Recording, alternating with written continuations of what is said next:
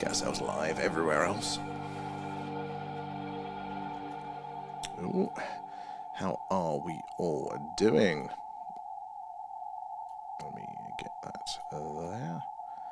So yeah, we're doing a live alien radio signal hunt tonight, searching on the hydrogen line. That is the yellow line at the top of the screen, but it is also the frequency of the channel on the radio dial that scientists theorize we are most likely to hear the hello, is anybody else out there message from extraterrestrials if they're sending it. So that's what we're on the lookout for tonight. Hopefully hearing that signal coming through a nice and clearly there, so keep an eye out, let us know what you spot up there as well. And GW, how are you doing? You're over there, GWAC. Seeing you there already. Nice and in early. And Kate the early now. How are you doing, Kate? Yeah, so sadly it's a little bit cloudy again, but I think we've got a few days coming up this week where we're going to be able to get the camera out for another Skywatch. But until then, we're back at doing the alien radio signal hunt. So at least the more we do this, the more our statistical odds of hearing a signal increase nicely.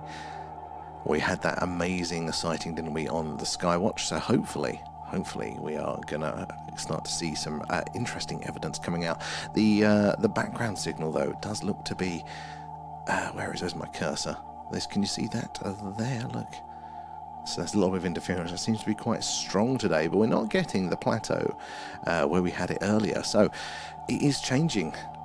Who would have thought the the background noise of the universe there is dynamic. So let's keep an eye out there.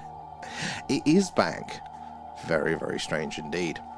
It's not clearly coming through as a spike, and I would have thought that we would have been able to see that up here a little bit stronger if it's coming through like that. But it does imply that there is something going on. You can kind of see a little bit on the waterfall, stuff going in there, but not much. Not much there. Nexus, hello. Oh, welcome aboard. Where are you joining us from tonight? Carl's in as well. Good to see everyone. Hope your weekends have gone well. Back to the working week in only a few hours, sadly. Lizzie's in, and so as well, Mikey. Where are you joining us from tonight? How do you feel about the alien phenomena? Are we being visited?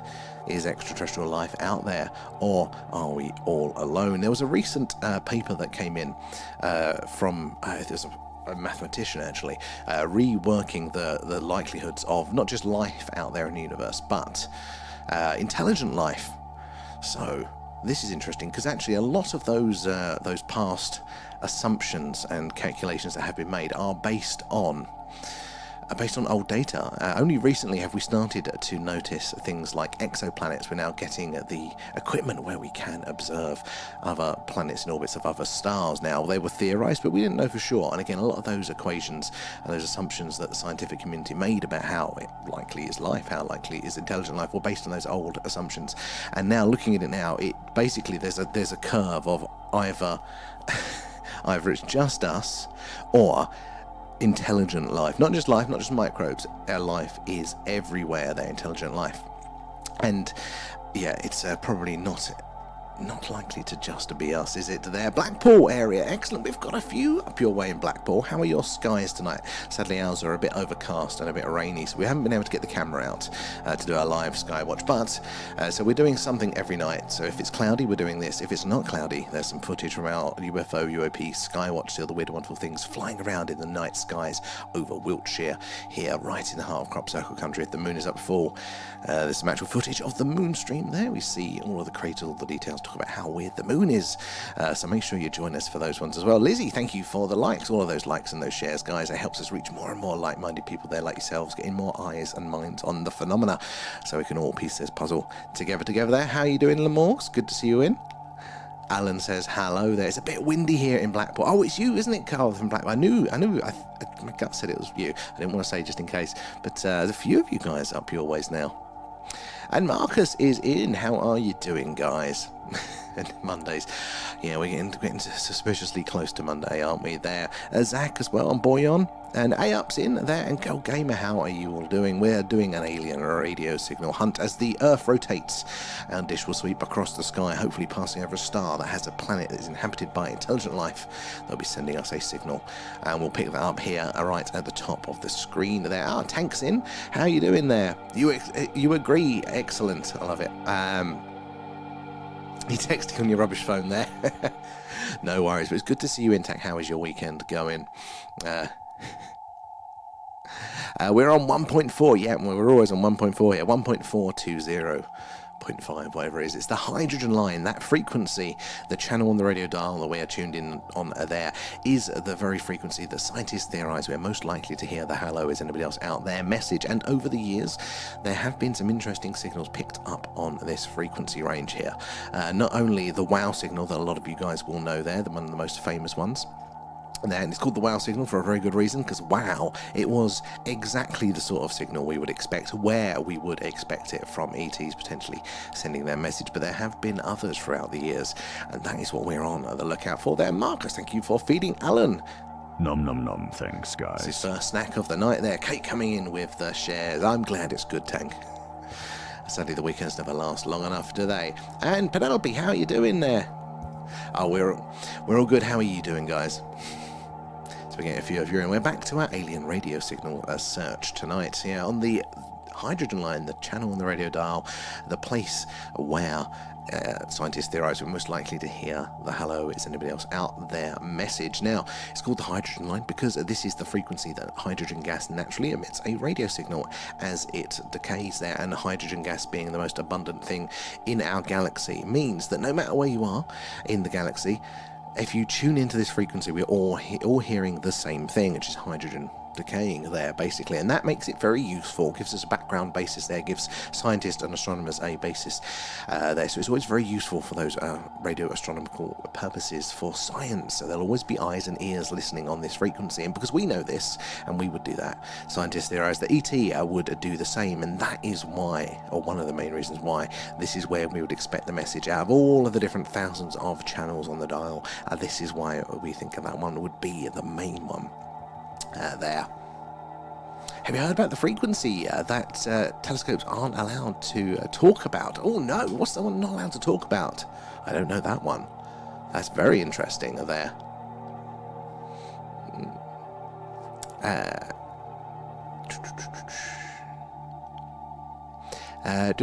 Also, I'm glad. We're all good. We're all good. But sadly, it's getting to the working week, isn't it? There. Where are we in the other chat as well? There, and Master Blaster as well. Thank you for the likes. Appreciate that. Carl as well. There. Kate coming in with the shares. It's those likes and shares that helps us reach more and more like-minded people there, like yourselves, getting more eyes and minds on the phenomena, so we can all piece this puzzle together. There, Jack. Any activities? So we're getting a little bit of a. It's not where we want to see it really, but look, we're getting the interference signals coming back quite strong. But unlike last week, or the last time we were doing the search, we're not getting the corresponding one here. So we are seeing some changes, and that orange there means it's quite active, that background noise of the solar system. So hopefully we're going to get that message. But if we do get a message, it will only be on screen for between 30 and 90 seconds. That is how long it'll take for our dish, as it sweeps, as the Earth rotation there will sweep on, over and off of a target. So we have to keep an eye out, because that spike will only be there, that message will only be there very, very briefly. Laura Lass is in as well, and Tick Tick, thank you for the heart, that's very kind. And everybody thank Marcus for the treasure box when you claim those coins. Laura Lass coming in with the likes. Noel is in as well, and Raf's in. Good to see you there. What's the hump to the right of the middle line? Good question there, Penelope. So that is a little bit of interference. So we were getting it much stronger. So it was a full-on spike previously, and you'd also see it up here as well. But we think it's electronic interference because it's very, very thin and very, very precise, or it was. And now it's kind of very faint, and that's why we're only seeing it in this way here, because this middle section actually displays this data but through averages. So if every now and again the line is covering, you will see a tall spike pick up, and it's averaging it out and displaying it as this little ridge here. So yeah, we think it's electronic interference based on what it was previously. But what is interesting is electronic interference should be there quite consistently. And it isn't. Its strength is going up and down, so there's something going on. But what we do know is that this signal source is probably located physically with us in some sense there, because it is with us the whole time. Because we've got a directional dish, this antenna there, you have to point it at a target to hear something. So as the Earth rotates, we're going to be sweeping over and past things there. So we'll only see targets on screen for very short periods of time, depending on how close they are. But because it's been there the whole time, there probably means it is a local to us there as well. And A up as well. Thank you for feeding Alan. Nom nom nom. Thanks, guys. Alan is ready to answer questions tonight if we hit the goal. And let me scroll through there. What's the wow? Something like 73 seconds. You know what? That's a good question. That sounds about right, but I don't know off the top of my head, which again puts it between 30 and 90 seconds there.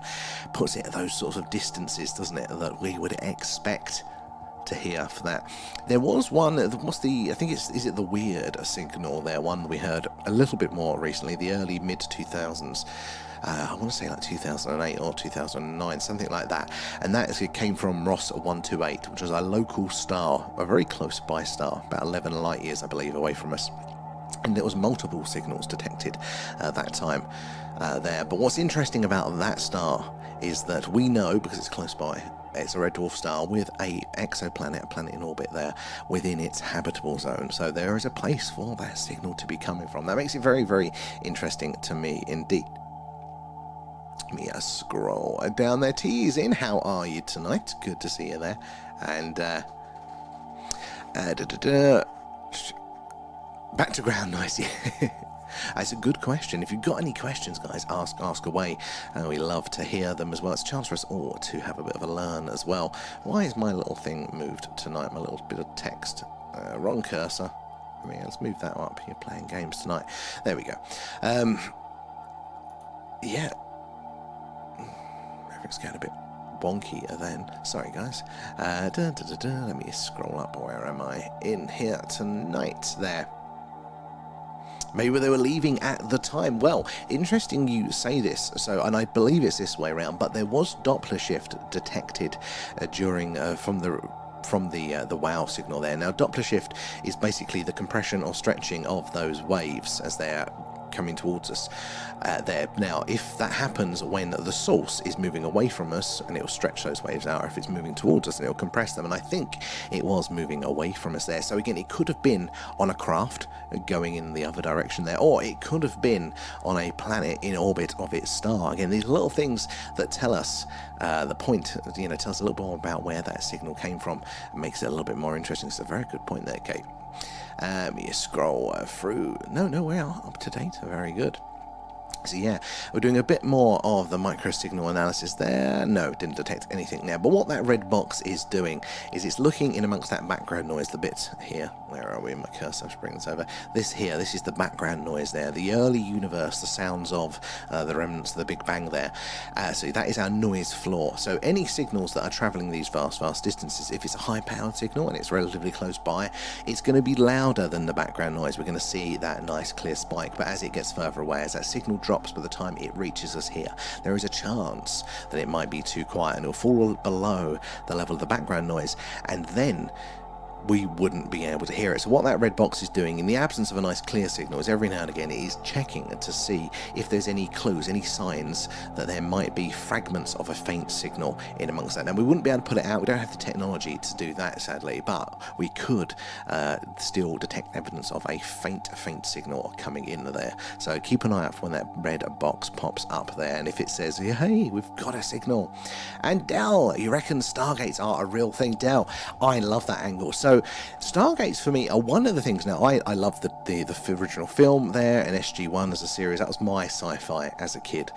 So I very much like the idea of stargates, but it's not something that comes up a hell of a lot, or a lot in detail in the phenomenon. And there's the odd reference here and there, but actual physical gates or the stories of a real gate being uncovered in ancient Egypt, surprisingly, yeah, not a lot of rumors around that until recently. So one thing I found out was that in the Dendera temple in Egypt, that's the one with the light bulb carving on the wall, they're one of the many temples, there is actually a whole room which has got all these inscriptions and markings on the wall talking about literal stargates, not ceremonial, not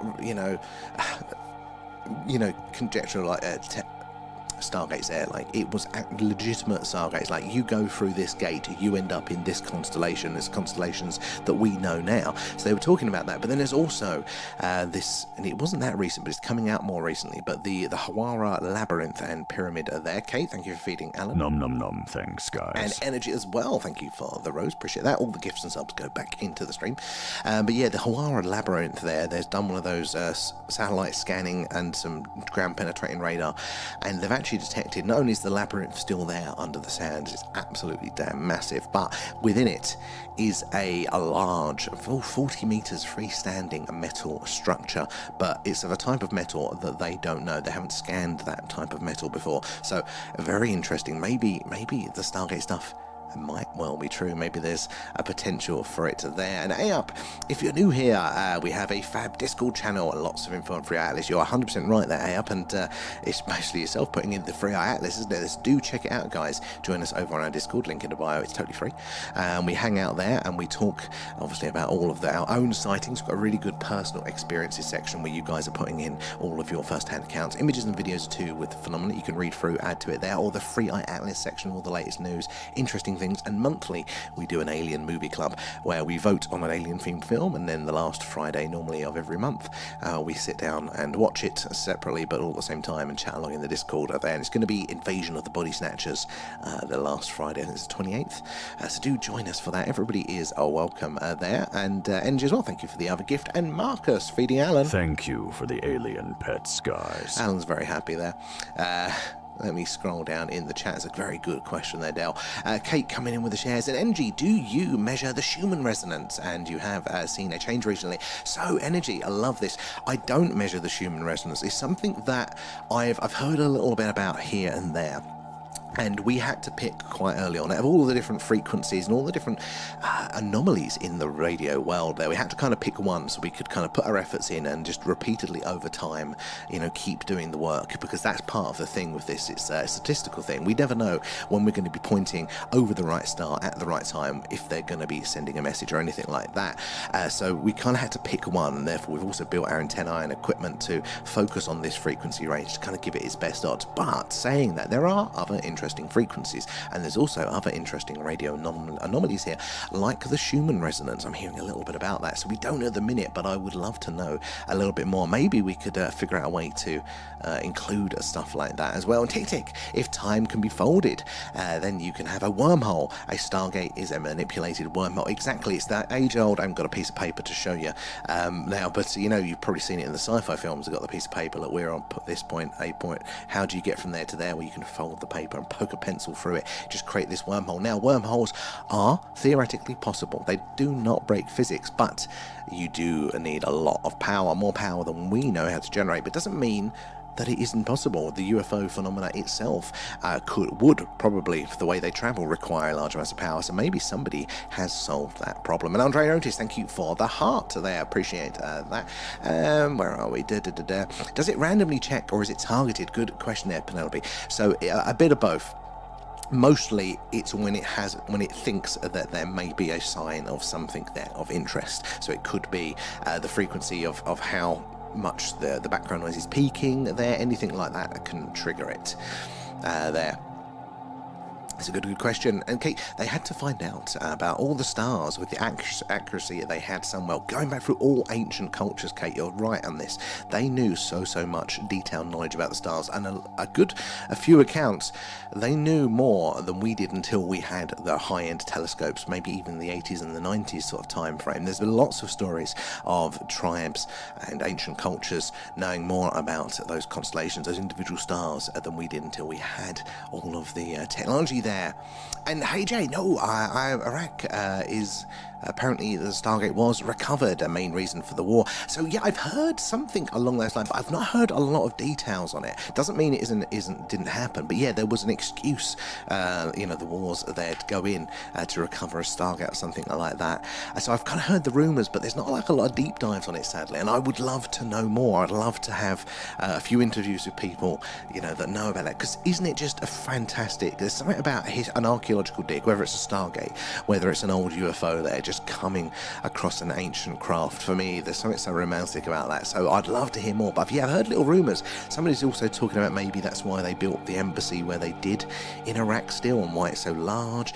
Have you got any more on that? I'd love to hear that one. And Andre Notice, thank you for those other gifts. Appreciate those. And it all goes back into the stream there. And Kate said, movie nights are brilliant. 10 out of 10. They are savage. Alan watches along with us as well. You know, he's working on his Earth culture, listening to our movies. Maybe these invasion type movies might be giving him too many ideas. And was it Stavry? Stavry 3D, there we go. Do you watch The Age of Disclosure? I haven't watched it yet.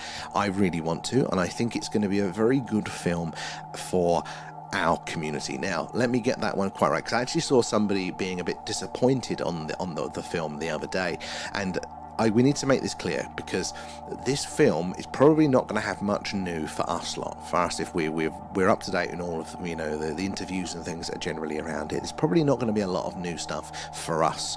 But it's very important, because if this film can get seen by that middle ground people, it's not the die-hard skeptics, but most people out there, they're not like us, they're not curious, they've not had the experience, they've not heard the interesting things that we've heard, so they're they just don't have that curiosity, but also they're not skeptical, they're not either way on it.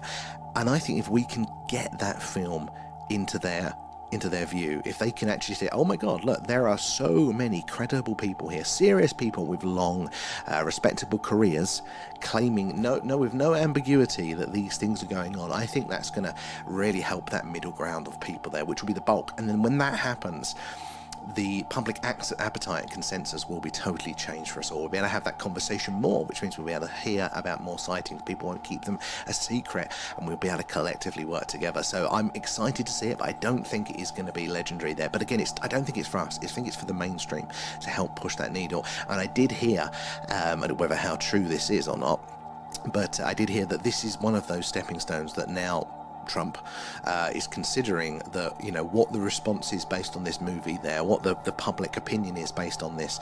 Maybe that'll be then the next step, that he will feel comfortable announcing it, going the full disclosure mark. True or not? Will he, won't he? Don't know. But wouldn't that be cool? There, Harko as well. Hello, and thank you for the heart there. Good evening, Andre, I noticed there. And Tim, why 1.4 gigahertz? Brilliant question there. So this is the hydrogen line. This is the frequency, the yellow line at the top of the screen, that scientists theorize we are most likely to hear any messages from ET. But why specifically this line? Out of all of the different frequencies, the channels on the radio dial there, or radio, why not laser? Why not light? Why not some sort of quantum communication property? These are all very, very good questions, but there are a few reasons why this frequency is of interest, mainly because this is where scientists think they would hear it there. Now, because it's a very useful frequency to understand about the universe, it's always going to be relevant for radio astronomy there, and it's a consistent signal no matter where you are in the galaxy there. Unlike the rest of the radio dial that will change, kind of like when you drive across country and you get different stations and different frequencies. But here in the UK, Radio 1 or Radio 4, they're all national stations. They're on the same channel no matter where you are. And the radio spectrum throughout the galaxy is kind of like that. So there's lots of scientific reasons and interest around this frequency. So no matter what our communication technology would be, you would always be monitoring this channel for those scientific purposes there. And if we're doing that, we think ET would be doing that. So if you want to purposely get a message heard, this is where would make most sense to put it there, because there'll always be eyes and ears on this frequency. But we've also had these signals in the past that have come through here, right where we would expect them, and they look a lot like intelligent radio signals. So there's previous on this frequency here, and also it makes a lot of logical sense why there. But the phenomena itself, for ET talking to ET, maybe their intercraft communications there, intergalactic delivery orders, they could do any frequency, or maybe not that, but for purposely reaching out there to other civilizations that you might not have contacted to say, hello, is anybody else out here in the universe? This would be the frequency there. Harko, thank you for feeding Alan. Nom nom nom, thanks guys. That would be why we would do it. So yeah, we're doing a live police signal has had a sulk.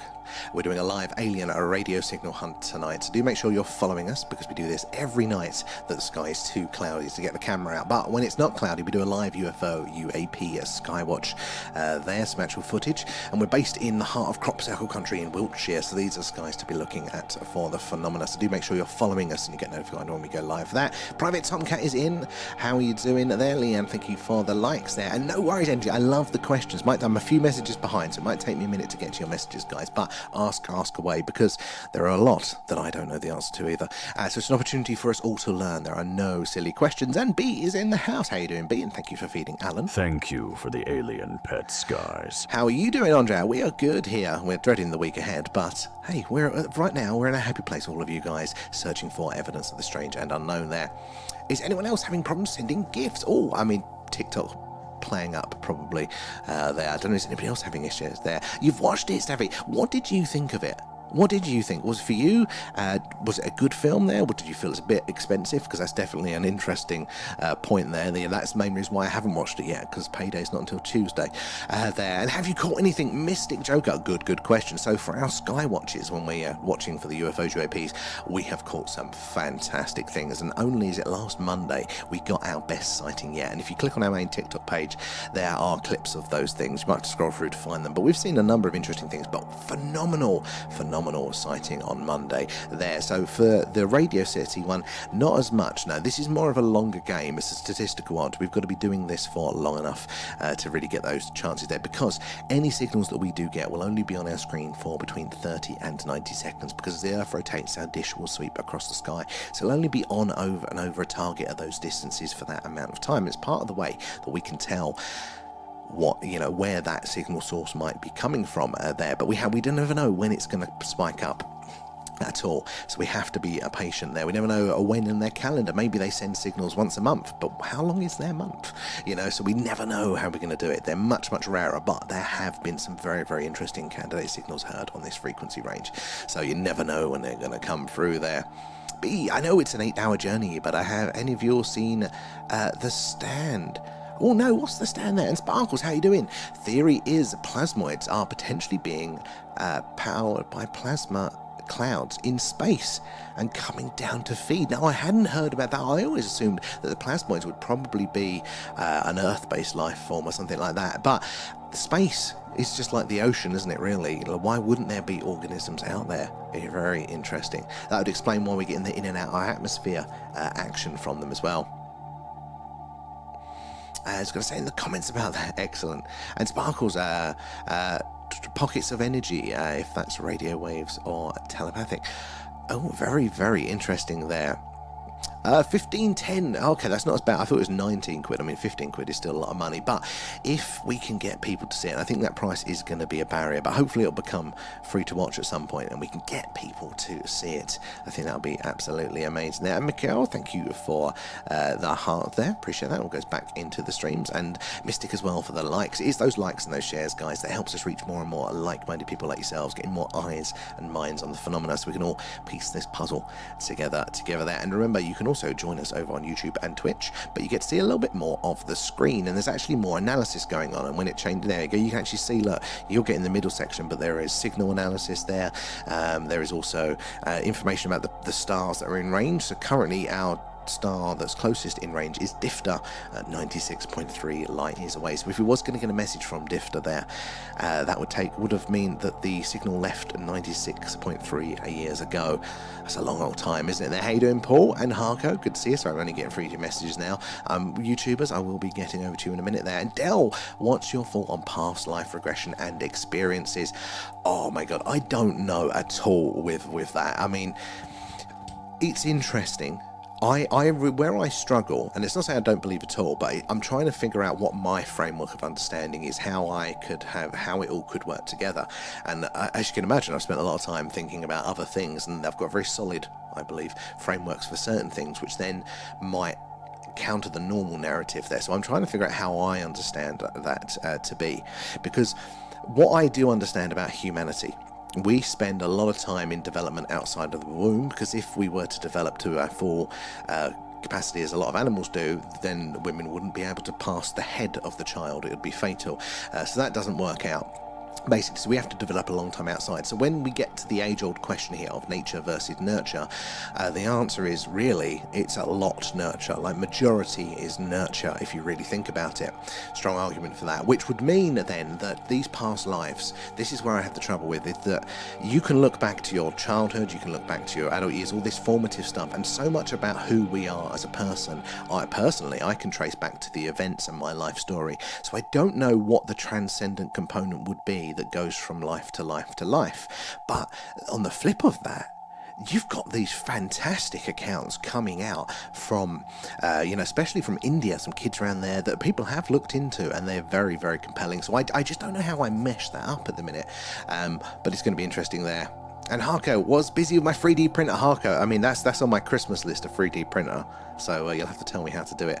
And A up as well. There are some really good things out there at the moment. We are becoming the mainstream. I think we are. We are riding this wave, and maybe the wave will peter out. It has done before, but I don't think so. I think we are now, I think we're on the leading edge here. We're the trendsetters. This is going to be mainstream very, very soon. Loving the stickers there, Andrea and Otis and Harko. And so I was a little disappointed by the movie. I've seen better YouTube videos for free. So very, very interesting, because yeah, information-wise, and you're right there, we are blessed with some very, very good investigative researchers from YouTube now. Some fantastic people out there. That, again, is free. A few ads. Maybe not even that. Yeah, so I think for us, definitely. But can you imagine for people that don't know about the UFO stuff at all, really? Maybe they've heard, and they go, maybe it's a bit silly, I've not seen anything. Imagine if they saw that from those people, though. And B as well, going on right now, he'd definitely release it. So yeah, maybe it's in his incentive to use it as a bit of distraction. Dazza, good to see you. How are you being there? It'll take me a while to get around to everyone, but I will get to see you. How have you been there, Dazza? And Noel read that HJ, main reason for first Gulf War was to recover a Stargate in Iraq. I've heard the rumours, but I really want somebody to do a deep dive. Like we're getting a lot of these people now that are going, say something like Roswell, where we'd heard a few rumours, and that was all we had for years and years and years. And now there's all these connections, these people in the right place at the right time.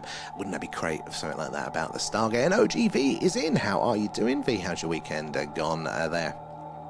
And Mikhail, can just get into you now. How are you there? Stranger Things, last season 5 is coming out this week. I'm looking forward to that. So, I might miss a stream this week. Guys, if you're just joining us, we're doing a live alien radio signal hunt. We're searching the skies, hoping to hear ET saying hello on a frequency called the hydrogen line. That's the yellow line at the top of the screen. Is the channel on the radio dial that scientists theorize you're most likely to hear the hello. Is anybody else out there? Message from aliens. So help us look out for those signals and say hello in the chat. Do you give us a follow as well? Because we do this every night there. And Carl. Num num num. Thanks, guys. Thank you for feeding Alan. The Stand is a Stephen King movie, and we would probably have to watch it. I have not even heard of it, so I am up for it. It's a long one, though. Maybe I have to do it in a few parts there. Is it a new one or is it an old one? B as well, it's about, you've already explained, it's about a virus that changes the world. That's all I can say about spoilers. Very, very interesting. And Joseph, how you doing? Good to see ya. I haven't had it yet, Joseph. No, I because we were on slightly later, Leanne thought we was doing different dinner times, and I've had to mess it up, so I'm in the doghouse for that one. So I'll be having dinner quite late tonight. How are you? V coming in with the hashtags, and Stravi as well. Thank you for the follow. Good to have you in, our little Sky Watcher community. And NG, are you able to record the harmonics of the fundamental 1.4? So not really. I mean, what we can do here is basically what you're hearing now. So if I turn this down. So we're just picking up the radio frequencies that are coming in at 1.4, and at the minute all we're getting is the cosmic microwave background there. And Kate, the way my sister explained it is that energy can't just disappear. So that is, as far as we know, totally correct. It's one of those principles, isn't it, of physics there. Energy can only be transferred. It can never be destroyed. So it has to go in from one form of energy to another form of energy to another form of energy. There as well. And user76, thank you for the share there, guys. It is those shares and likes that helps us reach more and more like-minded people like yourselves there, getting more eyes and minds on the phenomena there. Sorry, I've been neglecting the YouTube there. And Penelope, do you process the red box data at a later time, or can you analyse the signals right away? At the minute, it's all kind of on demand, so it's all going live. I am working on getting it, so then we can go back and we can re-look at interesting sections. I'm also trying to work on it, but I've got a bit of a block on there at the second, where the radio will be running the whole time on a separate computer, and you'll be able to log in via a website and just bring this screen up yourself, and then you can let us know, save snapshots if something does come up there, and maybe we can do a little bit of a rewatch. And how you doing, Private Tomcat? And would you announce it live? Oh, if it happened, 100% we would announce it. I do love the I do as well. It's my favourite part of it, is hearing everybody's awesome questions and their little bit of news, their experiences as well. Let me scroll through. Where are we in the chat? I think I'm almost caught up now, guys. Almost. Speaking of which, that deep dive was amazing. I'm glad, B. I'm glad. Thank you so much for joining us. I do like our deep dive. So last Friday, we do this every couple of weeks, but we do a deep dive for our Patreons over on Patreon. So it's a live stream where we look at a document or a whistleblower's account, or something like that related to the phenomenon. And because everybody knows, everybody have to keep introducing it, and we can really get into the meat of these things. And last time it was the paper from Hal Puthoff there on the ultra terrestrial model there. So you basically not ET, not from another planet, but the other variations on that. Are they from the future? Are they from a different dimension? All that other stuff. And it was really, really good to get our teeth into it. And I'm looking forward actually to our next one, what is the date of our next one? I think it's the 5th of December. That'll be 11 p.m. UK time on the 5th of December there. It'll be a Friday night. And we're going to be looking at, actually it's a deep dive. We did our first deep dive, but it's not recorded. And it was my favourite. And it's the molecular biologist that claims to have worked, claims as a whistleblower, claimed to have worked on the genetics and the biological material there of the grey aliens, and it was absolutely fascinating. So for everybody that missed that one as well, it's going to be a great one to read through. And if you want to join us for that one, and you'll get another one as well, use the link in our bio, and it gives you your first month for free there. And you can watch the past ones that have been recorded too. You can always be cheeky as well and just do it for that free month. But do join us over there for that, because they are really good. They're a little bit different, because we can really get into the nuts and bolts of it there. Okay, it evolved and it changes, but it can't disappear. And we are energy, where everything really is a wave on the electromagnetic spectrum. It is all just energy. Everything is a wave. We're not even solid. We are a wave state. And I mean, this is the limit of my scientific understanding of these things. But yeah, it's totally true. It has to be, it has to be changed. You cannot remove energy from it there. And Daza, I'm glad to hear it there. And User76, thank you for the shares. Again, it's how we meet all of you guys and girls there. B as well, the reason for the first Gulf War was the US sold them WMDs, and my husband found some. Oh, interesting. That is, I do like it, because I forgot. Yes, you've got the Gulf War syndrome things as well. Yeah.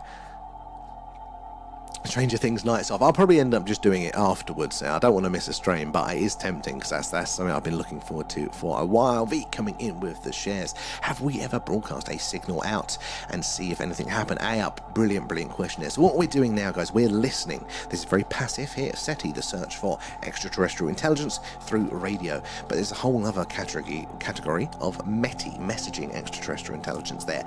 So we as a planet, we do emit signals. Some of them just biosignatures. The light that comes through from our star passes through our atmosphere. Actually, if you've got a strong enough telescope, I will tell you that there is life on this Earth, and that there has been. It will even tell you that there is industry as well from some of the CFC gases that are detectable. So technically we're sending that signal out, but we've been sending radio signals out for a hell of a long time now, over 100 odd years. So within that, because it travels at the speed of light, if it's 110 years we've been doing radio, maybe a bit longer than that, but again, it'd be 110 light year range that those signals will be detectable.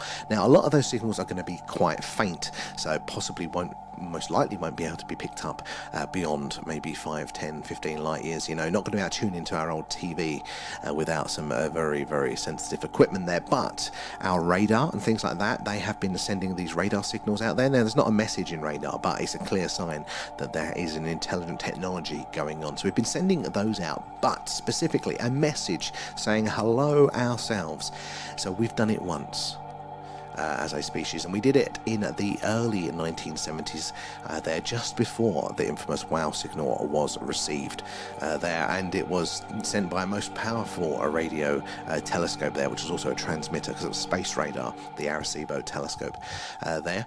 And yeah, we sent it, we're Earthlings, we're, DNA-based life forms, we're on the third planet from our star, all that sort of gubbins there. We put that out there into space.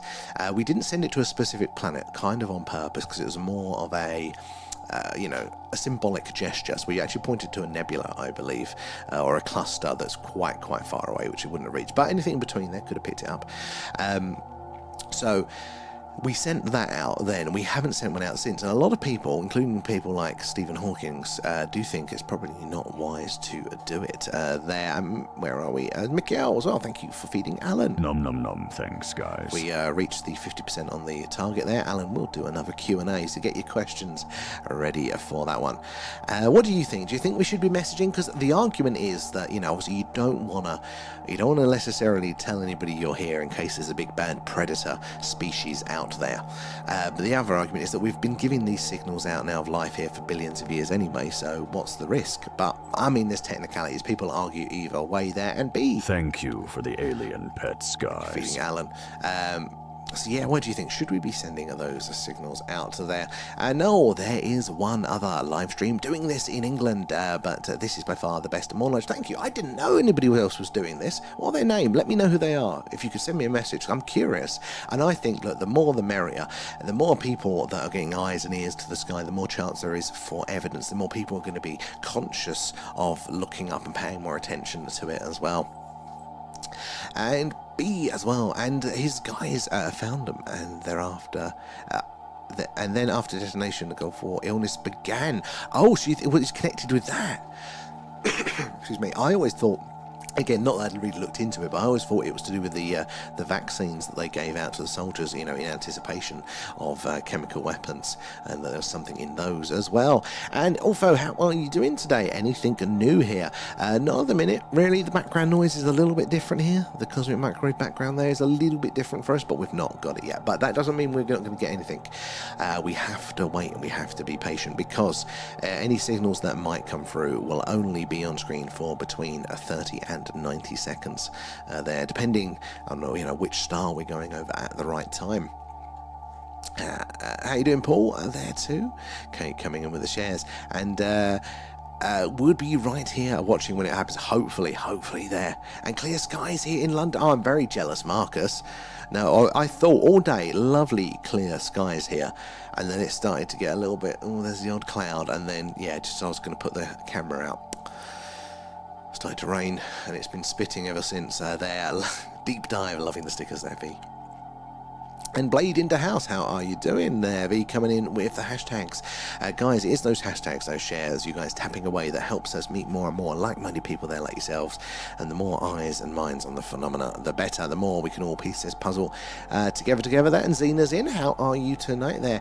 Did you get to view my little clip on the Discord? I should have done with Blade. Yeah. Did you post it recently? Because I think I did, because there was the one, it was the really bright one. Because I think so. I think it's out there. And Kate as well, I had to go back and watch the last 15 minutes.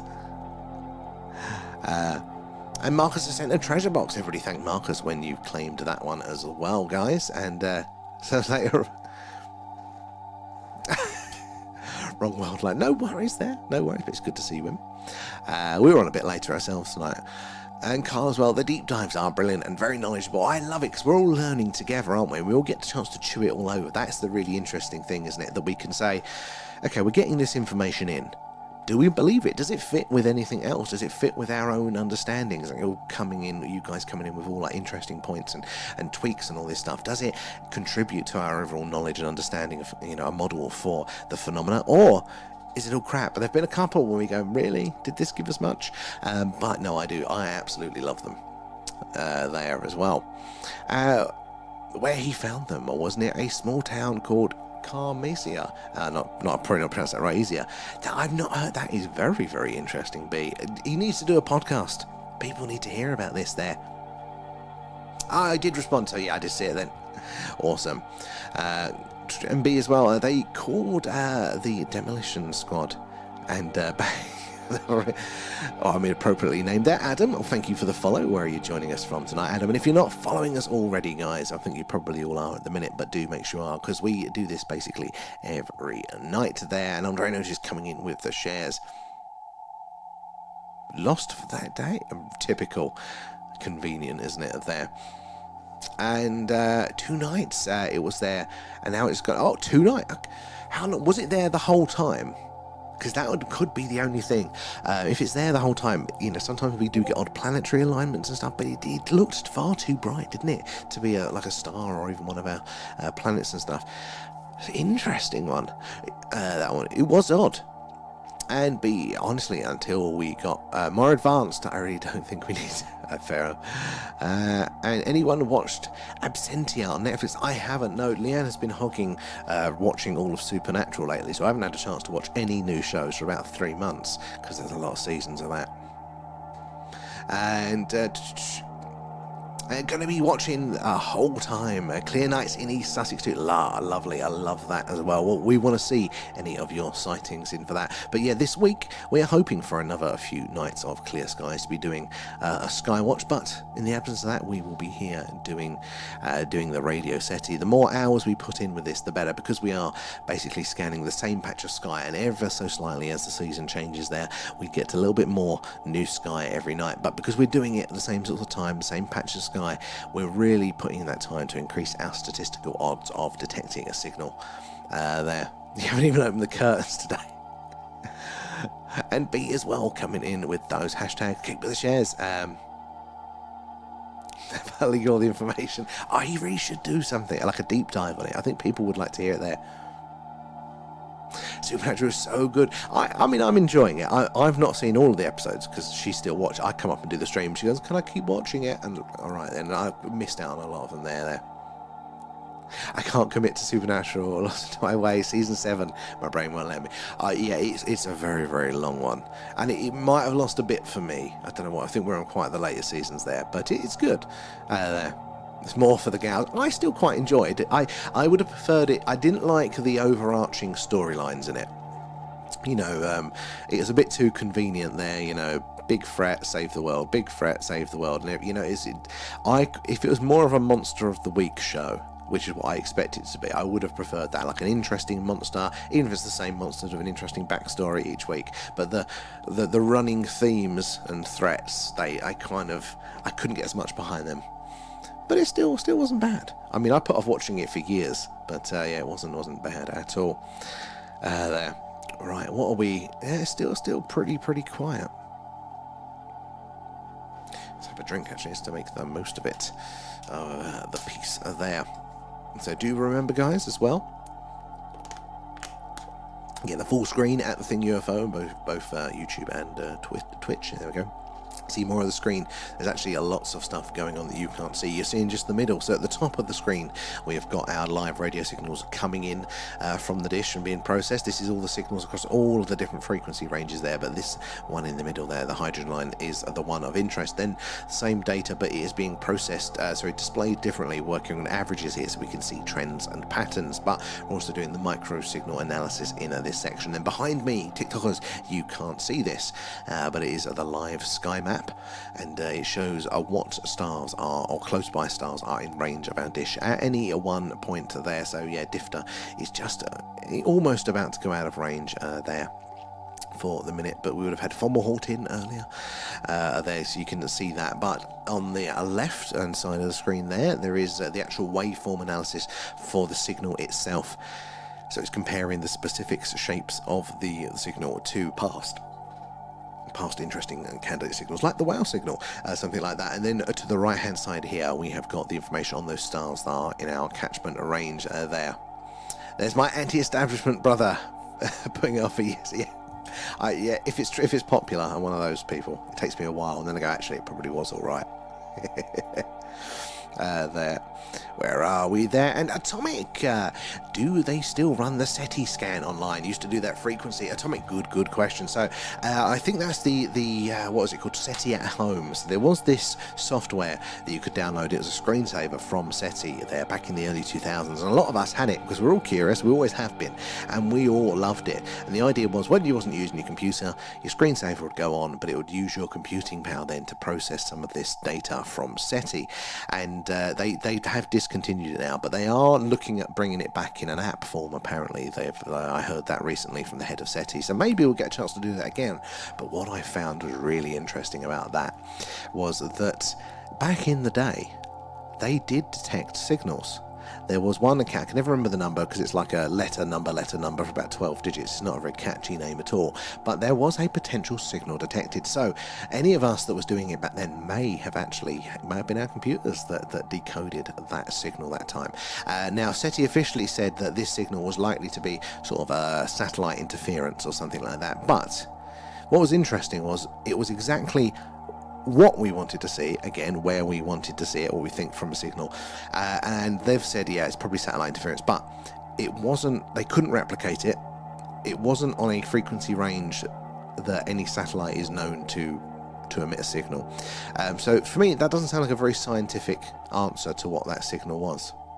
To me, that is just as open there. So I keep that one as a potential alien raid candidate signal there, and it may have been one of us that helped decode that one. It's always funny, isn't it, because when I first started doing this, I was aware of the WOW signals. A lot of people are, the main one, and rightly so. It's a very, very good candidate signal there, and I thought there probably wasn't that many more, maybe a handful, but actually looking into it, there are some very interesting signals that have been detected, and they all come under this category of, it was probably a satellite, it was probably electronic interference, which is very different from the signals that they have detected and gone and figured out that they were definitely electronic interference, that they were definitely a satellite, that they have been able to scientifically disprove.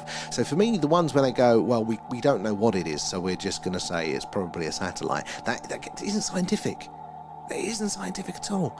You at least leave it open until you can disprove it, especially when they don't line up with your goddamn crap explanation. But there's so many interesting signals out there. Again, one that I just thought was fantastic was the Ross 128 signal. I think they call it the weird signal, because again, it was everything that we'd expect to see in an alien radio signal, but it appeared to be coming from a close-by dwarf star, about 11 light years away from us there. And what's really interesting about this dwarf star, because I think the signal came through a couple of times, but what was really, really interesting is that this dwarf star, we know, has a planet in orbit in the habitable zone there. So not only potential signal, but a potential place where that signal came from. Very, very interesting. And a B as well, it also came from the same area that 3I came from, right? It did. So the WOW signal came from the Sagittarius constellation. I haven't been able to pin it in to a tighter part of Sagittarius. It's a reasonable sized constellation, and a lot of those stars are at varying distances from like 90 odd light years to 1,000 light years. So there's quite the range, but it is the same patch of sky that 3I Atlas was coming from as well. Our very popular interstellar visitor. And Penelope as well, one of my very first SETI data cruncher units with SETI at home was on January the 11th, 2001. There, that is commitment there, Penelope. Very early days. Well, I think they missed the boat. Okay, they might not need the computing power to process the data like they did, but as a way of getting people involved, of getting people interested, maintaining that interest, it was a fantastic tool. So I think typically scientists, they're not aware of the broad context of things. So we don't need the data, we don't need to do this anymore. You're missing the gusto of it there. And be awesome as something else cool came from Sagittarius besides me. I love it. Yeah, a few of our lot of Sagittarius there. They drew me in exactly. It was such a good bit of PR, wasn't it? Like, they're crazy for not doing it at all.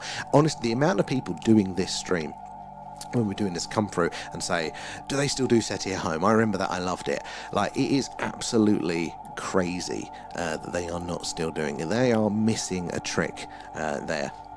But if they're not going to do it, we're going to goddamn do it, aren't we, guys? We'll do it ourselves. If you want something done right, do it yourself.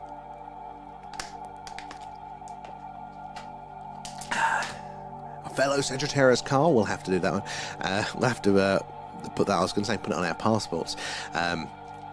But the reason I'm saying passports is, guys, if you were in on the deep dive, you'll know what I'm on about here with the passports. I've ordered them today, so they should be here well in time for our next deep dive. And it's going to be fun for all of us to stamp ourselves along with that. Remember as well, we've got a full screen alternative version, guys. See a little bit more of the screen over on YouTube and Twitch. And because TikTok is always throwing its little wobblies with us, it doesn't hurt to have a little backup location. We're always on, so if we're not on here, then we're going to be over there. So do give us a follow at The Thing UFO on TikTok, and Twitch and YouTube there. It is very worth it there. And also make sure you're joining our Discord as well for the latest news on everything from Free Eye Alice to other UFO sightings, your first-hand accounts with the phenomena as well. Oh, very much welcome there, so just do join us over there, link in bios for those. Yeah, you saw them, Kate, didn't you, on the live there? Actually, I need a little picture to hold up, but they'll be here soon enough there. But what we're doing, guys, is so it's a little passport, basically, a little folded bit of card, custom for us. And if you attend our deep dives, or if you attend our this stream and the other live streams there, you get a little stamp on them, and once you've filled the book out, Alan signs it and he'll post it to you there. So it's a little way of a little membership card, basically. But everyone likes a stamp, so I thought that would be fun. Who else have we got in there? Raptus as well, good to see you in there. Where are you all joining us from tonight there? It should be fun, shouldn't it be, to do that? Alan has said that he's willing to sign them. I might have to force him. Right, where are we? Chest check-in. Let me close that one. Where are we hiding? There. It's very quiet for a Sunday. It'll be great. It'll be good fun. I like to physically stamp them on the stream. I've made a little Discord channel for it as well, so when we inevitably miss people's stamps, not to, then we can always chase us up there. But yeah, they should be here soon, so we're excited about that. I've also ordered a better rig. I'm not sure when we're going to use this specifically, but if you remember, we did that one-off, we did the Randonautica thing, didn't we, with Pete, out and about in town. So I've got a little gimbal rig for a phone and a better setup for that. Not sure if we can do the Randonautica again. That it wasn't too good, but I thought we could do some more spooky stuff on location to keep things up there. And Troy, thank you for the follow. Where are you joining us from tonight? But we are very much planning to be doing the on-location, sky watches, weather permitting for that, very much up to every other week. So weather permitting there. Peter's hopefully going to be joining us for those ones. We might be a bit chilly, but yeah, that'll be good fun. I've always wanted to do that. I was scared of finding I know what you mean. I know what you mean there, B. Like I said before, I'm very Scooby-Doo with all of this, so we'll see how good I am.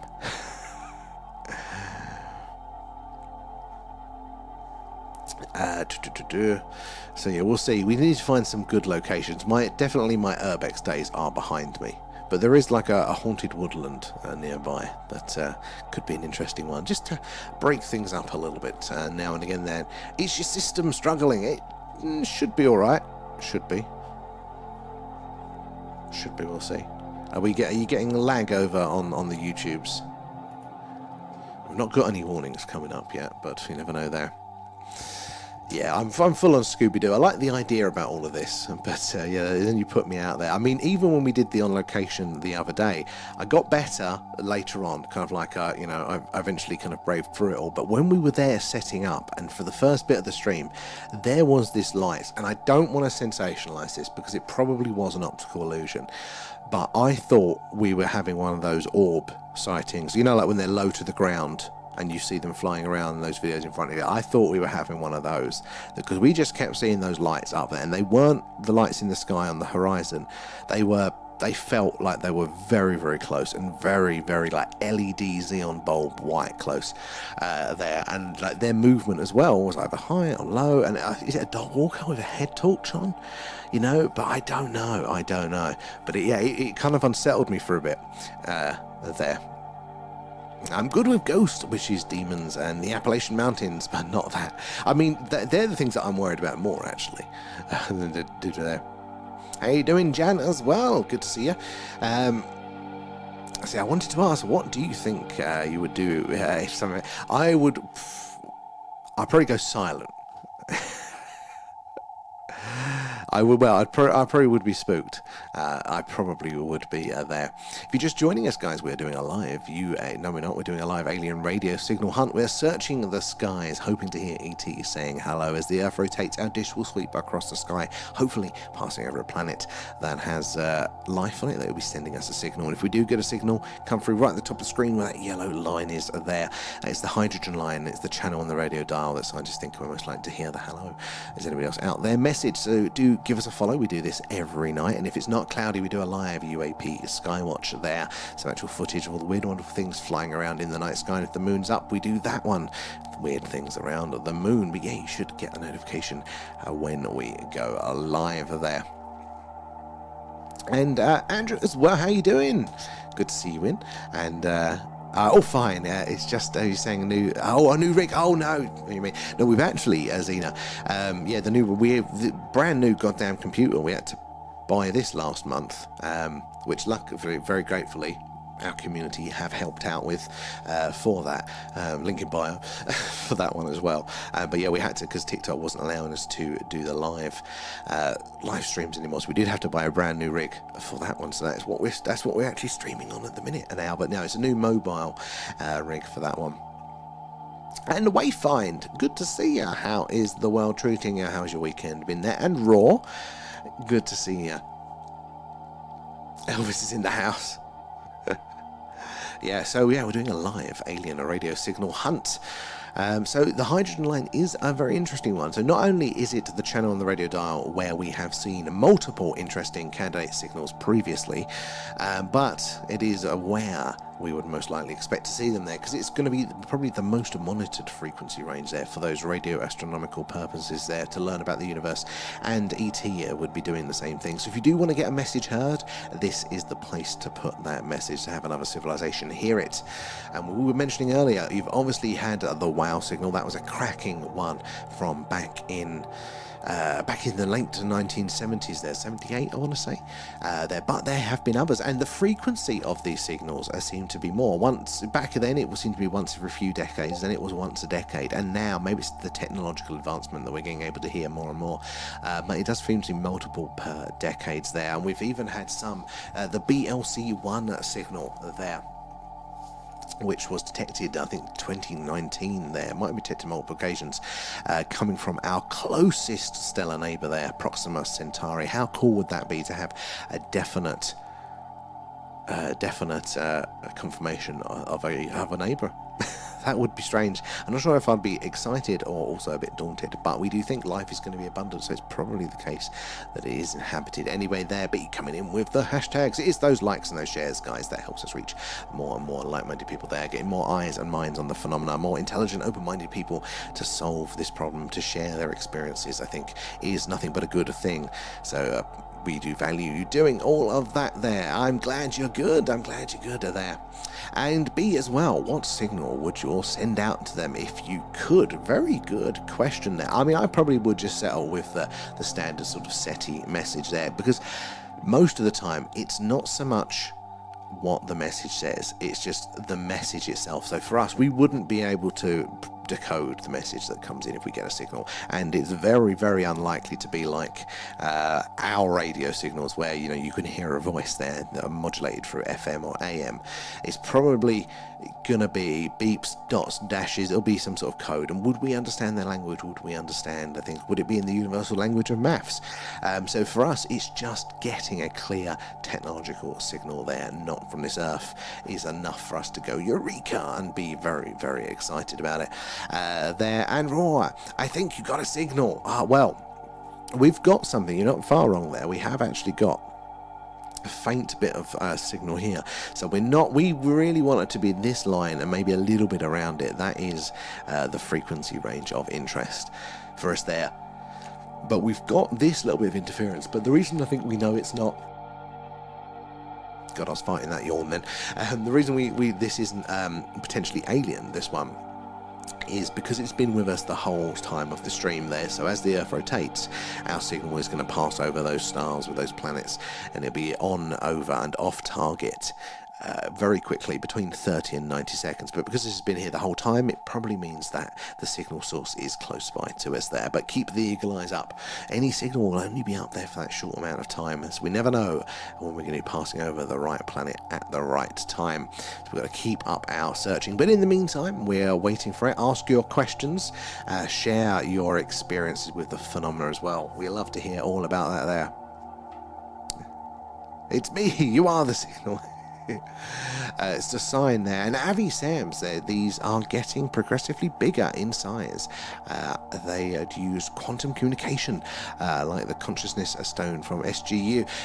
They probably would, wouldn't they? This is it for their, so for their communications from, you know, ET to ET, intergalactic delivery orders. There's probably going to be a lot better information, ways of communicating the information, some sort of quantum properties well up there. I mean, quantum tunneling is one that's showing a lot of interest, a lot of potential for that reason now. But if you do want to get your message heard, if it's just that reaching out there, radio is quite an accessible technology.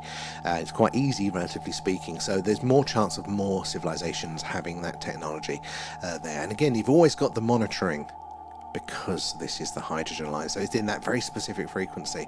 But can you imagine if we were able to detect all of those quantum messages there, maybe even gravitational messages? But in one of our deep dives recently, we were looking at real life warp drive technology and how you could potentially detect that being used. And essentially we could, but we would need to actually build specific antennae for that sort of range to detect those things. There could be loads and loads of evidence going on out there around us, but we just don't look. So that for me is the answer to the Fermi paradox. You know, where are all the aliens? We're not really looking, guys. We don't even have a good understanding, do we, of our local solar system. We do not know every object that's up there, and the objects that we do, most of them, all we know is are their rough orbits, and that they're reflecting X or Y amount of light. We don't know much. We go, well, you're in the asteroid belt, you're probably an asteroid, but not necessarily. We haven't actually done a lot of work to check these. And B, a good movie for the movie night is Enemy Mine. Oh, what's that one? I've not even heard of that one. I'm gonna have to put. We do need some more movie suggestions actually. So put that in the movie club, and we can vote on that one for next month. Excuse me. Yeah, but the next deep dive will be, again, my favourite. It's always a cracker, this one. It's going to be the molecular biologist that claims to have worked with the genetics, the biologics, basically, of the recovered alien bodies. Very, very interesting.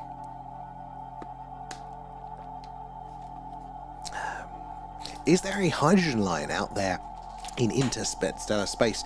That is a very, very good question. So within our galaxy, yes. So it basically is the hydrogen line is just the frequency that, you know, hydrogen gas emits that signal as it decays there. So we have a hydrogen line nice and consistently in our galaxy because there is just so much damn hydrogen. I think it's the most abundant molecule that there is there. So that is why it's like a real strong one for our galaxy. Now, are other galaxies going to have the same composition?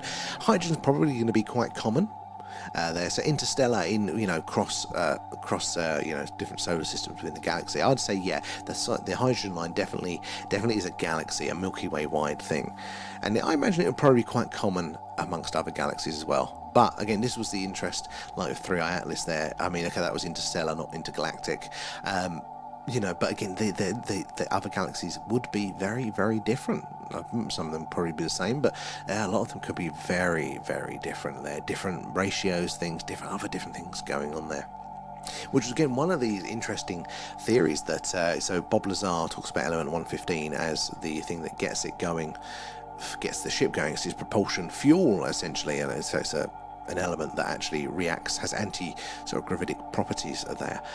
And so we think of aliens being like incredibly technologically advanced, which they probably are. That's probably a reasonable explanation for it. You know, maybe years and years, thousands of years, maybe even ahead of us there.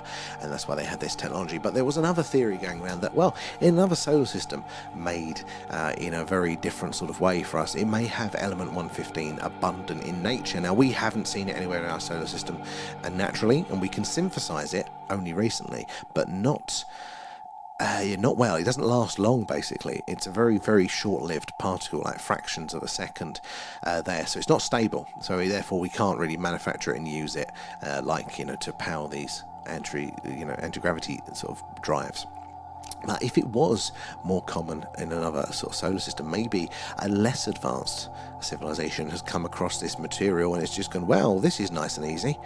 Maybe they're actually less advanced than us, but they just have the fuel laying there. So interstellar travel is just really easy for them. It could well be the case. I don't think so, but it was a very interesting spin on it as well there. And not messing. Imagine if they literally have Warehouse 13 of artifacts. I call draconian cloning. Draconian cloning events in Antarctica. The more I look into this stuff, the less you take off the table. You know, the more things are possibly go, well, actually, if they've done that, then maybe they have got this. Maybe they have got that Warehouse 13 there. Just full of the artifacts. Maybe there's probably quite a few of them. Can you imagine, what has been discovered throughout the years and hushed away? I mean, just at the very least, without conspiracy, but just in private collection. I think a lot of the ancient history people make a good argument for this, which is that, the people that fund these digs, there's such a strong black market that the stuff that gets discovered and put in a museum is the least valuable part of it. Normally some rich guy is in there, giving backhanders that gets first dibs on all of the good discoveries. So there probably is a lot of this stuff that's out there just in private collections. Pluto, how are you doing? Nice to see you in. We're doing another alien radio signal hunt tonight. Yeah, imagine what are in those private collections there. Maybe a Stargate, maybe a Dendera light. Maybe an alien craft. I mean, Bob Lazar did talk about that one of the craft may have potentially, come from an archaeological dig. Again, I would love to hear the rumours from the archaeologists around that one, just digging up. What the hell's this? And uncovering it there. Could be very interesting. And Holly's in the house. How you doing, Holly? Not very well. Oh, on the turmeric, ginger, and honey. Oh, well, hopefully you'll be better soon enough. I'm glad there, Holly, as well. Alan will use his telepathic power there, Pluto, to try and get you better. Alan, you're gonna freak them out. Sorry, his mind control gets a bit carried away. What do you all think about the photos from NASA? Oh, is this the latest free eye? I'm not surprised. I'm not surprised. He knows it.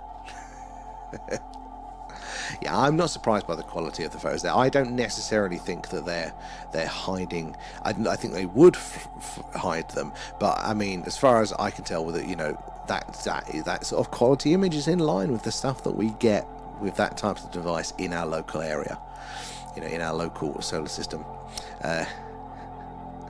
I said good vibes, Alan. Yeah, he was good vibes. You've always got to check with Alan because he might not be planting those things in there. And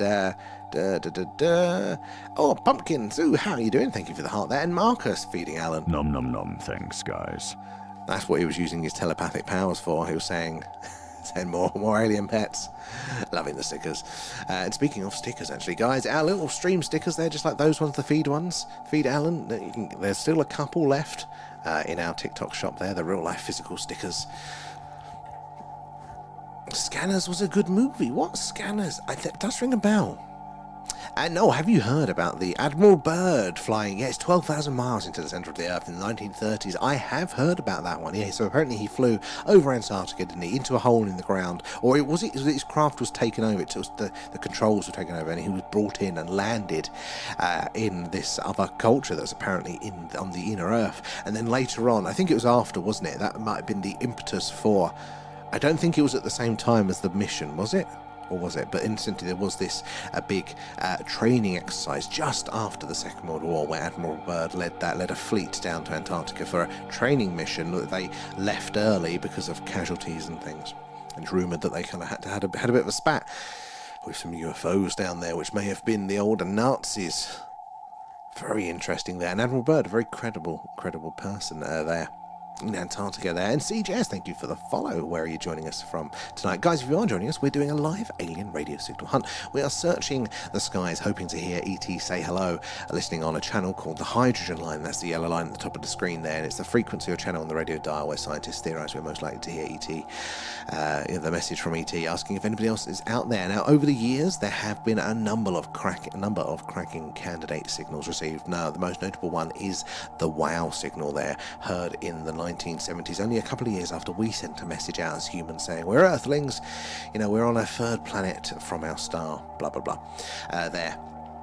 And we got this signal back there, but there have been others throughout the years there, and one of my absolute favourites is apparently coming from a star called Ross 128, which is about 11 light years from us here, so it's relatively close. It's on our stellar street there, and what's really, really interesting about that signal is not only did it repeat and look like an intelligent signal coming from this location, what's really interesting is that we do know that in orbit of that star, Ross 128, there is a planet in the habitable zone there, so that could harbour life. So for me, that is fantastic. So do give us a follow, because we do this basically every night. So if it's cloudy, we're doing this. If it's clear, we get the camera out. We do a live UAP Skywatch, and we're based in Wiltshire in the UK, which, if you know, is right in the heart of crop circle country and just down the road from Stonehenge. If the moon's up full, we do a moon watch. We see all the craters, all the details, and talk about how strange the moon is there. So do join us there and hopefully get those notifications when we go live. Hi, how did you get on your outdoor spray? I froze, Holly. I froze. It was absolutely chilly there. Now, I don't know if we saw UFOs, but in the early part of the stream, I saw these weird lights that seemed to be with us on top of the hill fort there, and I'm like, is this a dog walker? But it was weird and very, very unsettling there. But it must have been a trick of the light, mustn't it? Animal Bird is fascinating, the inner Earth there, totally. Noel and Pluto there. And then they blocked it all off to all of us civilians. They did, yeah. It's very hard to get down there now. Maybe something very, very suspect. I mean, even if that isn't true, Antarctica, think about what could be under that ice there. That continent wasn't always in that position. There must be so much cool stuff going there, hidden under the ice there. And B coming in with the hashtags there. See, you're from Scotland, love it, very active up your way. Not only is it a beautiful, beautiful part of the world, but very, very active skies. Have you seen anything yourself there? We both looked frozen. We were, well, I was, he was still, I was very cold. I got a slight sniffle afterwards as well. The things I put myself through for this stream. But it was fun. Hopefully we are going to be doing more of those. Now we've figured out a little bit better the on-location stuff. We'll get a few more locations for us to draw from, so we'll keep mixing it up. There, disclosure, I've always wondered what could be hidden under the Sahara Desert. That too, again, that was green. It was more like savanna plains, wasn't it? Hidden under all of that sand. We're getting the technology now where we might actually be able to see a little bit deeper under the sand, see what is going on under there. Oh, you missed it, Pumpkin Sue. So they're probably going to be Wednesdays because that's just the day when Pete is close by. But, yeah, we are trying to do more on locations. We take the Skywatch rig out there too, and it's been to an Iron Age hill fort recently because we're lucky enough here in Wiltshire. There's a lot of UFO sightings, but these old Iron Age hill forts have history of UFO sightings there. So then you get a nice clear view of everything up there. So yeah, we'll be doing a few more, but Clay Hill is on the list there. Cradle Hill, another local UFO hotspot here. Stonehenge is still going to be a big one on the list for us there as well, and maybe even the White Horse Hill as well there. So Glastonbury Tor, possibly. All these are local ones for that, so keep an eye out. As long as weather permitting, then we'll be up doing those on every other Wednesday is what we're aiming for there. Plenty of shooting stars in Scotland, and lucky. Honestly, you don't need the UFO stuff all the time, dear. Just the show that nature puts on is phenomenal up there. And where are we there? Exactly, the WEF there literally halted evacuation of Göbekli Tepe and took control of excavations of Göbekli Tepe and took control. A major red flag for me. Yeah, they didn't they? They took control and they sold it to they sold the rights to a private company that doesn't want to really do any more digging. And there was another one they did that, another interesting site they did that with as well, the World Economic Forum. And they tried to explain it by saying it might have been the signal reflecting off rocks or something. I still don't know why. Why wouldn't billionaires be in space by now? They don't seem too enthusiastic. Exactly. I mean, why has it taken this long to get a private space race there as well, given all the magic tech? I mean, we're getting there now. But why? Why has it taken this long for that one? B coming in with the hashtags there. And Pluto, I've stood on the eye of the white horse in Wiltshire. Pluto, yeah, I was there. When was it? It was when we had the blood moon. I went up to there. It's the only time I've been up there. But we are going to plan on going up there, I think, a bit more to do that. And the eye of the white horse, yeah, I remember looking down on that. It's a bit too steep for me. I think I'd fall there. And CJ's bound to be some UFOs passing the universe. It's megabyte. I think you're right there, CJ, isn't it? It's, you don't necessarily have to subscribe to any specific accounts or theories, but just the vastness of our universe, our galaxy even, and how little a grasp we have on our local environment and what's going on. We don't know everything that actually enters our atmosphere. We don't have this magic bubble that can tell us everything that's coming in. We miss a lot, and we miss a lot in close space as well. So you think just statistically, there's got to be a lot of stuff going on up there. We have a trillionaire now. Who's the trillionaire? But are there any Sainsbury's bags there? Well, that's what we have to do a sweep beforehand. Did I get spooked on this one? Or did you guess that I was spooked on this one? Did I give it away? B, I mean, we have to realise our knowledge of tech as civilization is decades behind what the government has. Definitely. And also, this thing is also probably, it's not that linear development, is it? It's probably that, we're here now at this point, but were we as a civilization? Did we have different technology? Did we have more advanced technology previously? Marsha, hello. I see the question mark, but I don't see anything else there, Marsha. Maybe TikTok has filtered out the comments. TikTok is a bit of a pain for that at the minute, so do ask it again if I haven't come up to that. Guys, you joining us? We're doing a live alien radio signal hunt, searching for ET, hopefully saying hello. We're looking on a frequency called the hydrogen line. That is a channel on the radio dial where scientists theorize we're most likely to hear the hello is anybody else out there message, and we may have heard just that many times since the 1970s. There have been a lot of interesting candidate signals there that potentially could have come from outside of our solar system. Very, very interesting, and that's what we're looking out for tonight. So do make sure you're following us so you can join us on this quest every night. And Pluto Göbekli Tepe is no longer being excavated. It's a travesty, and I was only 10 while on the horse. Much braver. Kids as well, energy and all that sort of stuff. In fact, there was a when I was up there was a kid doing exactly just that, and we were all looking at this child with the parent going, like, is he going to fall? But yeah, why don't they want to search anymore? It's such an interesting site. A little bit suspect. Maybe they know. Maybe there's no reason for the elites to search. Maybe there was no reason for us to go into space as much, post the 70s or post the 60s space race era, because maybe they knew what was going on. That's the other reason. Maybe there just wasn't that incentive because it was all going on behind closed doors there. I think we are too focused on the star jumps and the Naruto runs. Hey, well, anything to keep warm. Of course, there's lots going on up there. I agree there. E.T., remember the film? That's going to be on our list, I think, as one for our little movie club, so make sure you're joining us for those.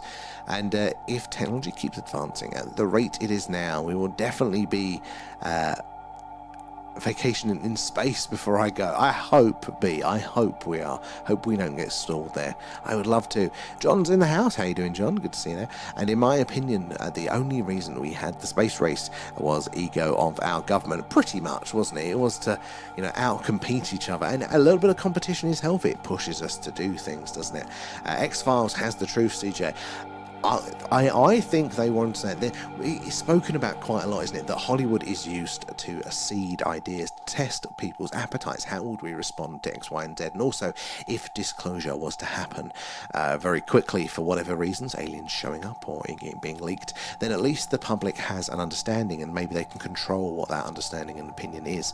And, Spielberg is definitely one that has been, pointed out as probably has some insider track and has been encouraged to make certain films. So we have that understanding. But X-Files as well, it even came out, I think it's the one, the later series. They did some newer ones, didn't they? Only a couple of years ago they kind of came back and picked it up again, and there was a scene in that, and that turned out that actually the location, the producers must have known, because the actual location of where they filmed the fake crash there for the TV show was a proposed actual crash location for real sources. Like somebody was on the inside there, maybe.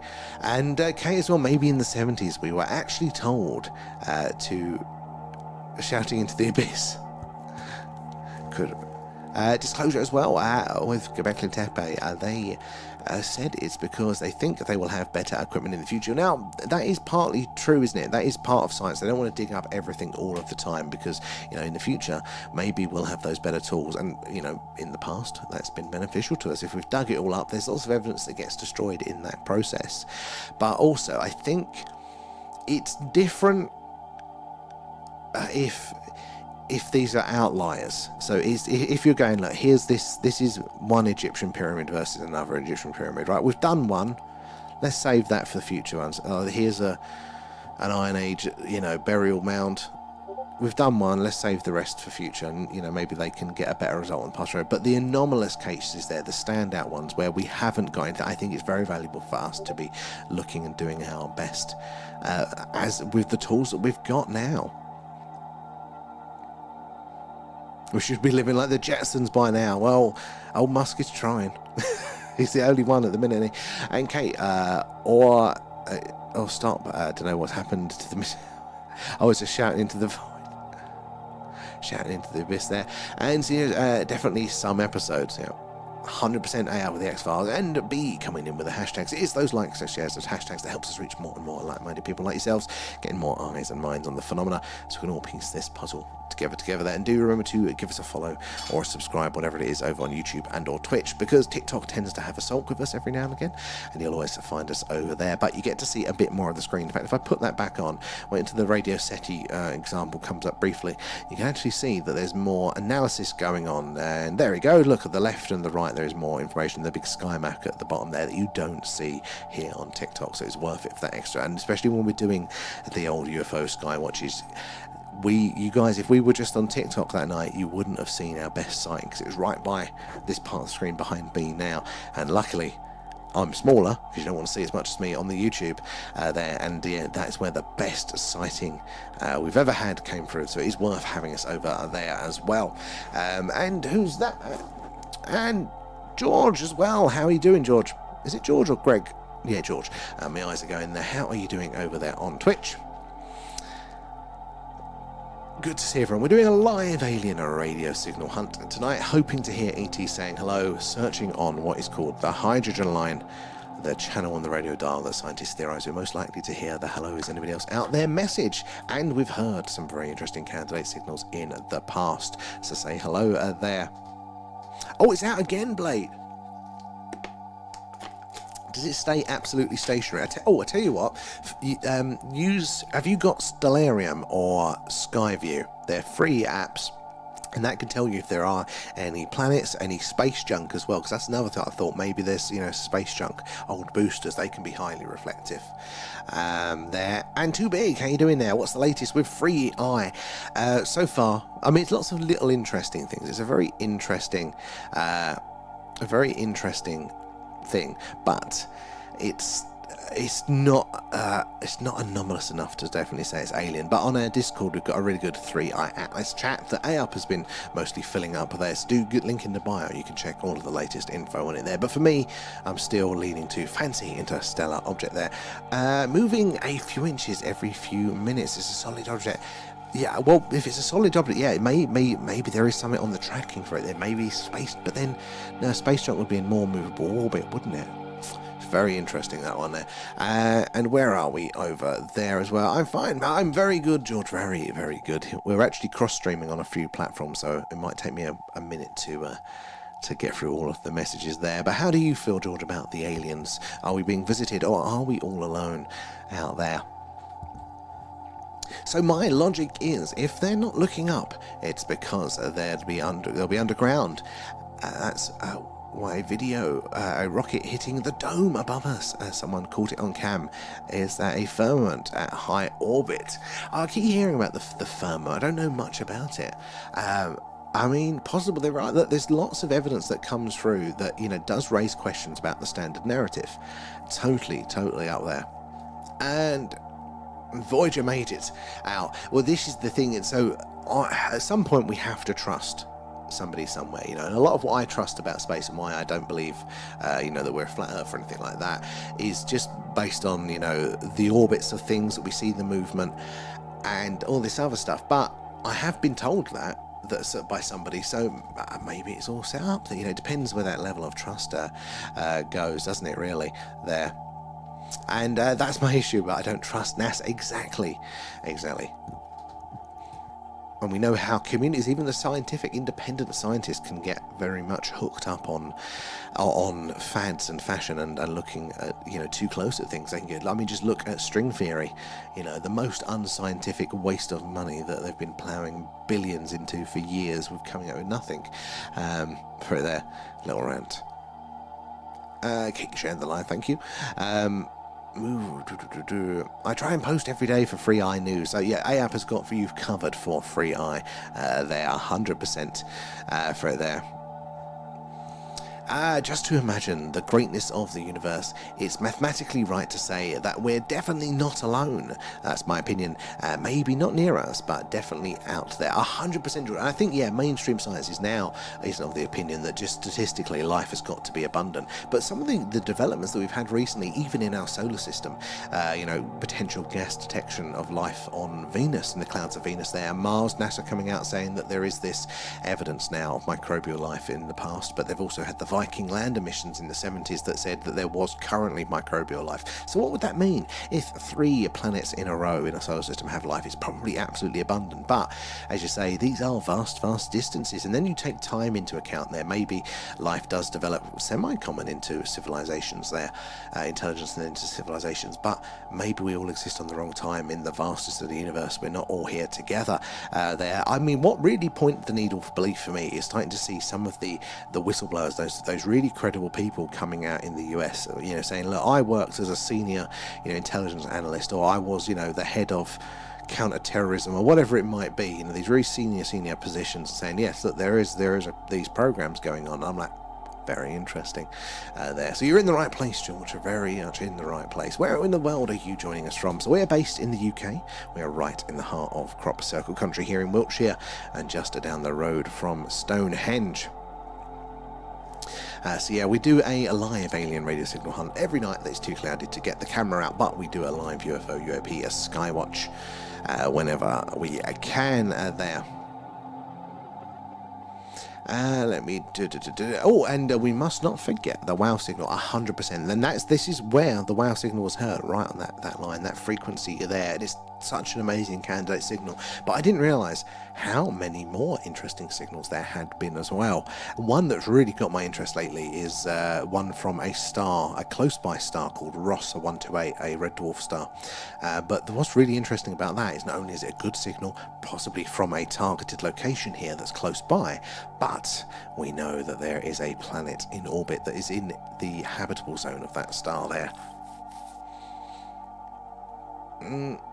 But I could just be paranoid now. While they scared to talk, just don't get it there, and I don't get it either. And I totally imagine the extra funding they would get if they were open. That's something that the scientists they definitely missed that. Now, this is popular. They would get so much more support for looking at this. We're not asking them to lie. We want them to just do the work. The age-old phrase with extraordinary claims require extraordinary evidence, but extraordinary evidence requires extraordinary funding. And we don't get it. Just look, as I said, the billions and billions and billions they have wasted on string theory, trying to prove something which just hasn't yielded any clear results. And they keep doubling down, keep spending more money. How much have they spent on SETI? SETI gets no money. No government budget there, so of course we're not going to have evidence up to their standards. But there is evidence. There is actually quite a lot of it there. Enough that if this was a court of law trying to convict somebody for murder, we would have a solid conviction there.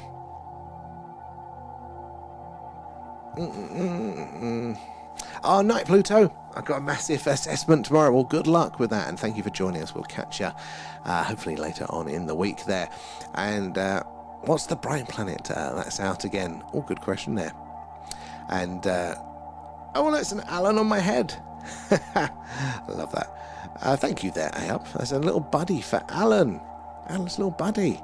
And if in case I missed it, Miguel. Thank you for the alien pets, guys. So I've not been keeping a track on there. Exactly 20 billion of people's life energy and money. Yeah. There was a video of a live feed over Earth, and they saw a mouse on the booster section. So yeah, there was one of that got a ride, didn't it, of a SpaceX booster recently. Poor thing, definitely didn't make it long that. But there have been other. Was it you, Ayup, that was talking about the moss that has survived on the International Space Station on the outside? Like, things are much more hardy. There are some questions there, like somebody sent me a video earlier, and it's little things like in the background, things that don't add up on the ISS. Now, I'm not on that. I mean, I'm Eileen. ISS is up there. We're in space. We're doing the most of our space activity that we're shown. I lean towards, yes, that is going on, but is there something more to it? But sometimes you see these videos and you go, that there is a question there about what that little thing that's in the background, that doesn't align, that doesn't add up there.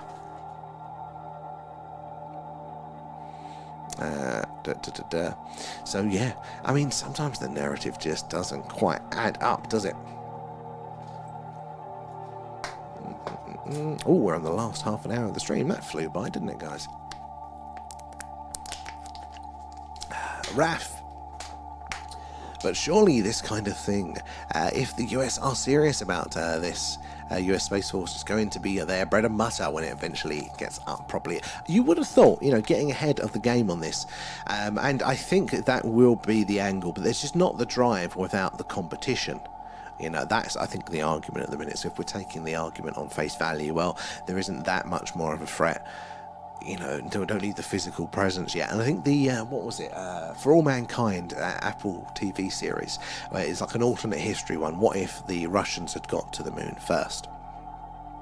And how would have history changed then? Well, the space race wouldn't have ended out. It would have been the first to have a base on the moon, and then it would have been the first to mine the moon, the first to Mars, and it was basically following it over the decades to modern times about how that incentive then would have been there, the constant push for development and been investing in space. It was really well done. You don't know how accurate it was, but it was an interesting one there. Poor bugger probably didn't make it, no. But hey, I mean, the chance, astronaut mouse there, he's achieved things there that his other little micey friend never did. Moss spores that survived, kept outside of the ISS, and likely would grow still on the return to Earth. So things can survive more. And I think we mentioned this, didn't we, when we were talking about that very briefly earlier. But what does that mean for us? If things can survive out there in the vacuum of space, let alone if they were on, on the inside of a rock or something, can survive re-entry and things like that. That's panspermia, isn't it? So if more things can survive, is that good for us in the sense that we probably have already been exposed to these things? So if there was a threat, if there was a virus, if there was a thing, then we've already developed and adjusted to it.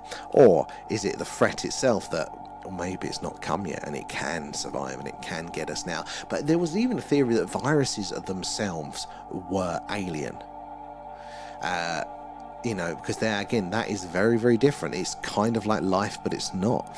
Maybe viruses came in and we've had to learn to adapt to them.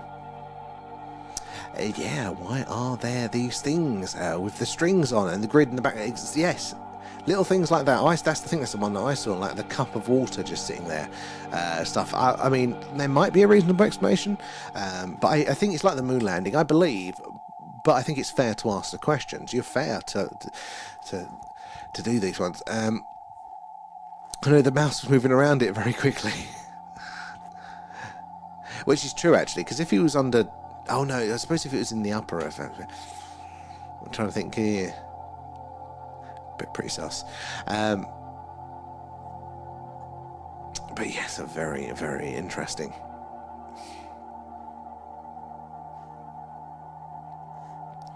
Oh, my eyesight's going now. I don't know if I'm going to last a half past. I'm absolutely starving. I need to have my dinner a bit earlier there. Rocket fried mouse. Delicious.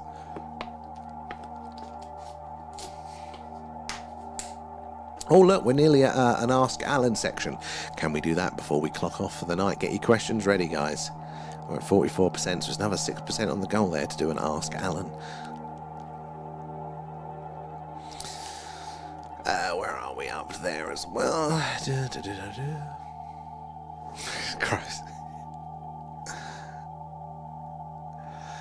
So, we've still got the background signal. Again, it's been here the whole time, but we're not getting anything interesting across this frequency band. But we also don't have any close by stars in target. The Zurak is the next star to come in line, but that's probably going to be another hour. So we've got nothing. There is a pretty quiet patch of the sky here now. At this awkward part of the season, it's the same for the Sky Watch. Is there isn't the really awesome stars in range at the right times, but that won't be for long. It'll be a couple of weeks. And as the heavens move around, we will get some better things back in shot. I wish I had better camera. Jupiter's pulsing, and its colours are so pretty. I keep looking out and go, oh, Jupiter's bright tonight. But my camera, I've got the latest bloody iPhone, right? And I know it's a user area. It's got the latest bloody iPhone. And I can't get a decent shot in the dark. It's crap. I mean, it's got to be user error though, it's fully on me. So I need somebody to tell me what buttons I need to press for that one. We are, what are we saying there? A disclosure is that we are in some kind of cloaked Dyson sphere around the planet.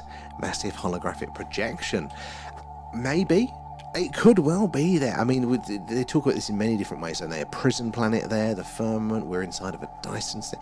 There are so many variations on there. We could be, or we could just be some lab experiment. We could be in a lab universe or something like that. It could well be there. And I love the fact that it's people with zero knowledge that question space, etc. That you wouldn't take your car to a mechanic only to come back home thinking you can do a better job, would you? Raf, some people do. Some people do. And no worries there, Penelope. But yes. But at the end of the day, though, we are all, at some point, we have to have a certain amount of trust with authority or with science or whatever it is there. And I think, some people on the extreme end of the spectrum trust everything they say. Well, they're a scientist, so of course they're going to be true. They're a doctor, of course they're going to be right. Or they're a politician, they're an official, they're whatever it is. They will take it 100% on authority. They're whatever it is they say. And then the other end of the spectrum, which is and I've definitely kind of been here, which is that I do not trust authority. I think all authority is bad and manipulative and lying, and therefore anything anybody says will be wrong. And then you essentially what you've got to do, and normally the process is, well, you believe in authority, and then you realise that they're lying because you come across it in your life, and then you have this big shattered, catastrophic collapse in trust there, and then you have to rebuild it. You know, you have to at least, start to kind of trust again. But in the areas that make sense, you have to put in the effort and kind of go, right, does this make sense? What's the evidence of this? I mean, I'm not going to go back and start to learn everything from the square root, but of things. But, you know, you do have to then do a little bit of work, scratch below the surface. Does this add up? Or a lot of people saying this, but at some point, you know, trust has to come back, because we can't possibly learn everything ourselves all of the time. And keep coming in with the shares there.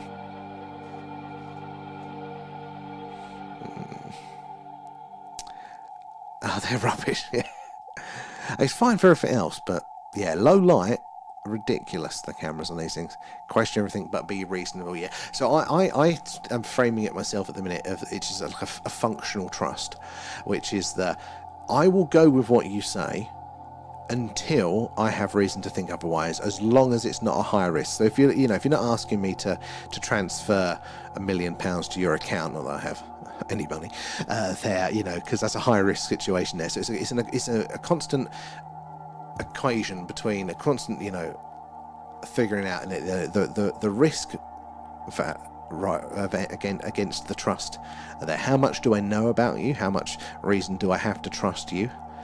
Versus the risk there. And it's then, you know, it's not that I necessarily believe everything, but until otherwise, it's safe for me to just go with what other people have figured out until it presents a difference. You know, that there plenty of common sense. That's what, well, I try. But I think that is it. It is a bit of critical thinking, isn't it? That is that you don't want to just take everything on face value. But the funny thing, which authorities lack, the lack of authorities there, and it's when they're scrambling for it. They know you must trust us because we have authority. It's, no. For me, that's a big red flag there. You know, the trust me, I'm a doctor. The trust me, I'm a this. Well, immediately I don't trust you because you're not giving me the reasons why, other than you've got a badge, which normally means you don't have any substance under the surface there. Yeah, intentionally. Exactly. Yeah, I know. People like to ride on credentials and credibility there. I'm much more functional with these things. So how does it help me in my day-to-day and my understanding of the universe? Which, again, means that I'll over-engineer things. I will reinvent the wheel. We said this, didn't we, on our deep dive the other night. I will spend time re-looking and going, yeah, no, they were right. But, you know, it's the only way sometimes that you discover when things are not there. Oh, then bugger over and have your dinner.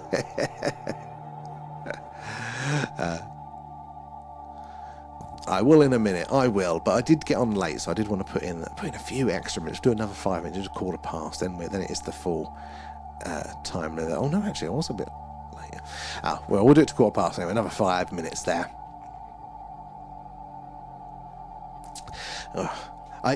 Although you'll laugh at this one, I got caught out by a scam, and it was really, really interesting. It could have been a scam, but it didn't backfire. But it was one of those ones I realised, this is how people do it. This is how people fall for it. Because you go, well, I'm not gonna fall for it if somebody rings me up and telling me that, you know, they're a Nigerian prince that wants to give me their wealth. I'd never fall for that one. But it's really interesting how these things slip through. And what happened was I suddenly regretted if you're in the UK, you'll know the whole PPI rebate thing, as this payment thing banks were doing. They were overcharging people, and then they basically made to pay it back. And what you could do is, if you had a credit card where you'd paid into this, you'd be eligible for a rebate. And some people were getting a lot of money, and I didn't think I probably would, never got round to it. And then for some reason I deeply regretted that after this phase ended. And as I'm sitting there going, God, I really should have done that one. I could have done with an extra 300 quid or whatever I might have got back from this sort of thing. And then as I was thinking that, I got an email through going, we're doing a last round of PPI, put in your details now and you could get it back. And I went, oh great, this is exactly what I was doing. Put my details in. I went, oh shit. Now luckily, as far as I know, nobody's got my identity. But it's funny that these things come through the back door. There's already an assumption that you have that something is true, and it's of a high enough risk or reward that then it doesn't trigger those, let me evaluate this on a case-by-case basis. And hilarious. But I don't think it was a scam, but if it was, they would have got me. Hook, line, and sinker. Sinker. There we go. Base Wizard, how are you doing there? I'd trust Dr. Nick from The Simpsons more than most of our lot of them. I feel you there, and what a sad world that is, isn't it? But I think it's probably always been the case. I think they've always been bloody shifty. Or I think we have relied far too much on authority over the years. And we need to come back and have a healthy balance with it. There. Yeah, normally, Kate, I would have. But because I had...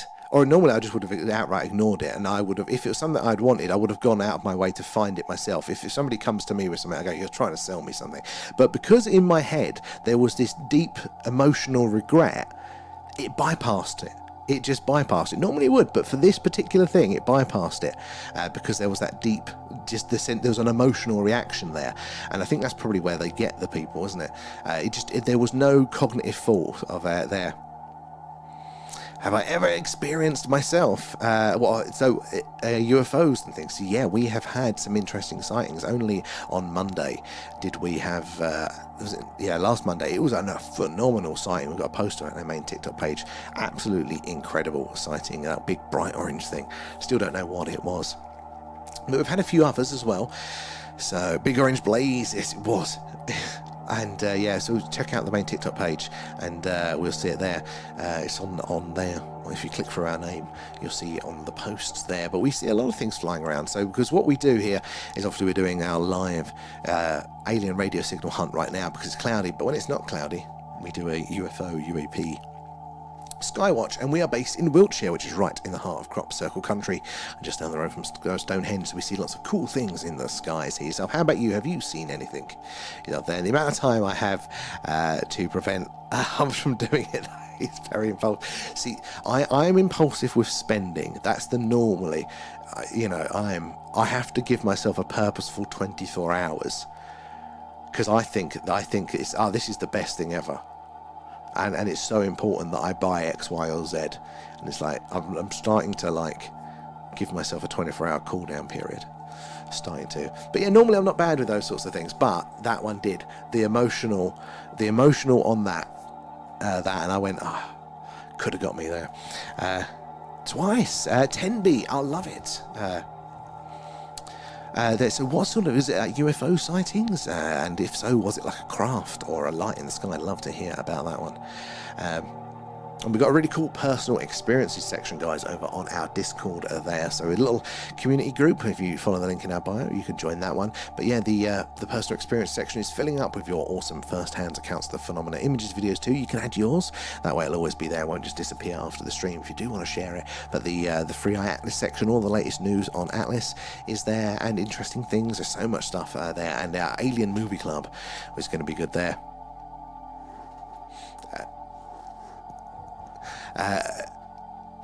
I'd second that. By that time we'll all be bored.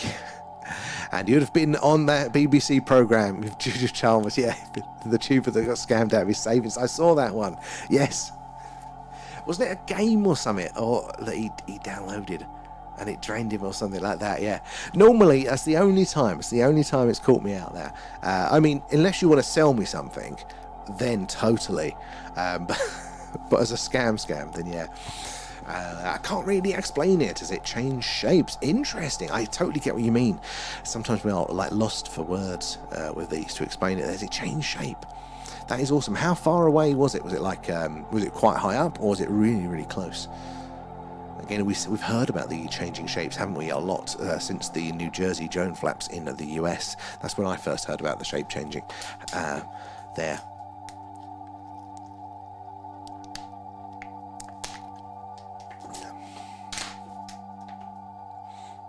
Quite close. See, that's just something that my experiences have lacked, because when we do the sky watches, we do it live, but the camera's about 10 meters in front of me outside and I sit in the warm most of the time. There's a level of detachment. I'm watching it through a screen, but actually being out there with it, that would be a very, very different story there.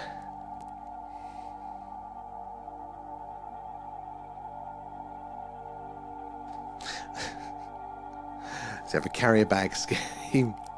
I'd like you to pay into, achieve however you can. Hey, Raf, you say that, but you just got to watch out because, if you get a message that says new limited edition Frey Bentos pie, Alan flavoured, you'd be, credit card details in there like that. You wouldn't think, you'd just be like, I know what you like with them.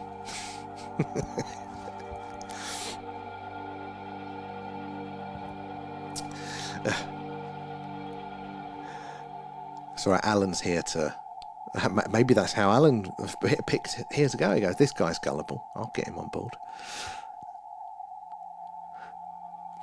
Oh, right, anyway, I'm going to wind up the stream and have some dinner. And, but we will be back tomorrow, everybody. There. Oh, base! I saw something back in 2014 with many, many witnesses. Well, I'll tell you, I'll give you a couple of minutes if you want to share that now, or unless you want to save it for the next one. But we'll be winding up in a second. Why is that one coming through?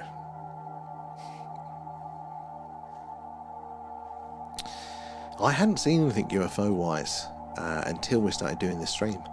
That's why we started doing it.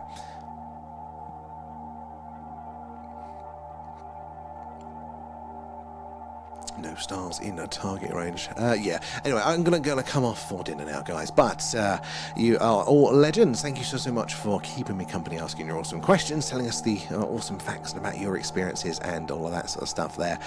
You guys are legends, so thank you so much. I'm gonna see you tomorrow night, 8 p.m. We're gonna be on, hopefully, might be a Skywatch. I think there's a few days this week that are gonna be good. Remember, only the last few stickers in the TikTok shop there if you did want to grab those as well there. But yeah, join us for that, and we will see you all later on there. 3D, how you doing? Still nothing there? No, nothing at the minute, and we're just coming off tonight, but we'll be back tomorrow, so hopefully we'll see you then. Maybe it will even be a Skywatch there. You guys are legends. Thank you for tapping, liking, sharing, helping us build up our community there. Gifters, Patreons as well, helping us improve the stream. Do appreciate you all there. So we'll catch you all later for those ones, guys. Thank you so much, and we'll join you later. Bye, guys.